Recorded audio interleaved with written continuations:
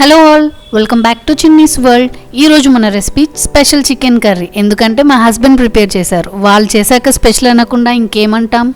ప్రిపరేషన్లోకి వెళ్తే 1/2 kg చికెన్లో 4 spoons కారం, 1 spoon salt, 1 spoon ginger garlic paste, 1/2 spoon పసుపు, కొంచెం ఆయిల్ వేసి మ్యారినేట్ చేసుకొని 30 minutes పక్కన పెట్టుకోవాలి. ఒక కడాయిలో 4 స్పూన్ ఆయిల్ తీసుకోవాలి.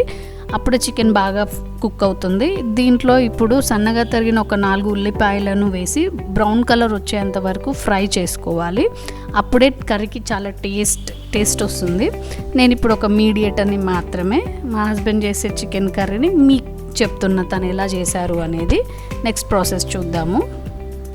ఇప్పుడు మీ అందరి కోసం ఒక చిన్న టిప్ చెప్తున్నారు. అదేంటంటే కొంచెం సాల్ట్ వేస్తే ఆనియన్స్ త్వరగా కుక్ అవుతాయి, కొంచెం షుగర్ వేస్తే మంచి రెడ్ కలర్ వస్తాయి. అఫ్కోర్స్ ఇది మనకు తెలిసినా తెలియనట్టే ఉండాలి. చూసారు కదా, మన ఆనియన్స్ మంచి బ్రౌన్ కలర్లోకి వచ్చాయి. ఇప్పుడు మ్యారినేట్ చేసి పెట్టుకున్న చికెన్ని ఈ ఆనియన్స్లో వేసి బాగా కలుపుకొని ఒక 10 to 15 minutes వరకు కుక్ చేసుకోవాలి. మధ్య మధ్యలో కలపడం మాత్రం మర్చిపోకండి. అన్నట్టు మీకు విషయం చెప్పాలి, నేను కల్కి మూవీ చూశాను రీసెంట్గా. చాలా చాలా చాలా బాగుంది. మీలో ఎవరెవరు కల్కి మూవీ చూసారో నాకు కామెంట్ చేయండి. మన చికెన్ అప్పుడే ఒక 60% కుక్ అయిపోయింది.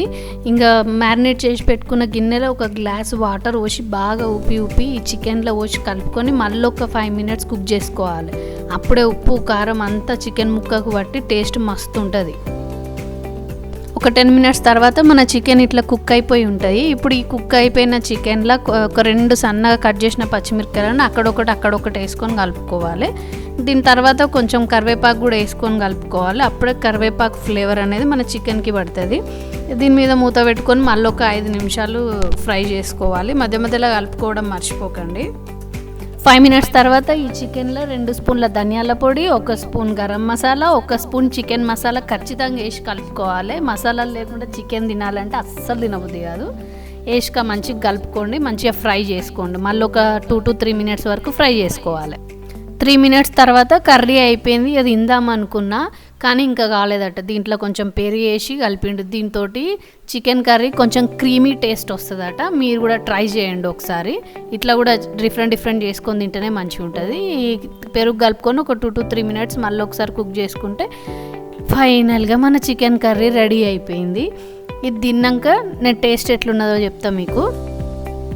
చికెన్ కర్రీ టేస్ట్ అయితే మస్తు ఉన్నది, సూపర్ ఉన్నది. తిన్నాక నేనైతే ఒక గంట గమ్మున వండుకున్నాను. ఎందుకంటే అలా పెరిగేసి ఉన్నది కాబట్టి నిద్ర మంచిగా పట్టింది. మీరు కూడా ఒకసారి ట్రై చేసి తినండి. అట్లనే మీ ఇంట్లో మీకోసం కూడా ఎవరైనా ఇట్లాంటి వెరైటీస్ చేసి పెడితే నాకు కామెంట్ చేయండి. నా ఛానల్ని కనుక ఫస్ట్ టైం చూసినట్టయితే సబ్స్క్రైబ్ చేసుకోండి. ఇలాంటి మంచి వీడియోస్తో మళ్ళీ కలుద్దాం. తప్పకుండా సబ్స్క్రైబ్ చేసుకోండి.